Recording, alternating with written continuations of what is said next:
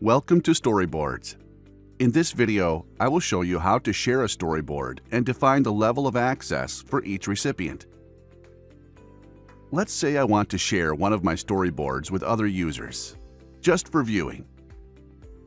To do this, point to More Actions and use the Share menu. The Share Storyboard dialog appears with the Groups list open. Select the group called Finance. Now click Users and add a user with whom you want to share the storyboard.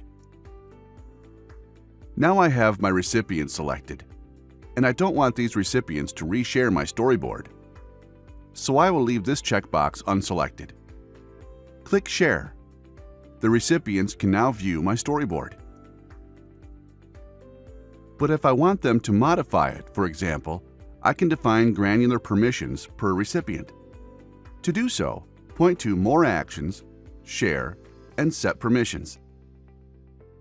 The Finance group, our first recipient, has only the View permission. I would like to allow the group to duplicate and share the storyboard. Notice the role name has been changed from Custom to Viewer. A role is a preset of certain permissions. Save your changes. Let's navigate to the Users tab. Here you can see yourself as an owner of the storyboard.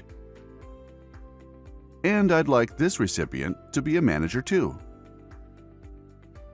Keep in mind that user-level permissions take priority over group-level permissions.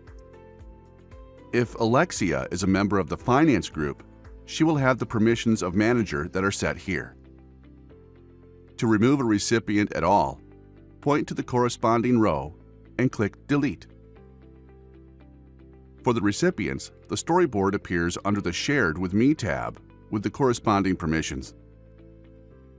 For example, I have some storyboards shared with me. For the first one, I have a manager role. For the second, I'm an author.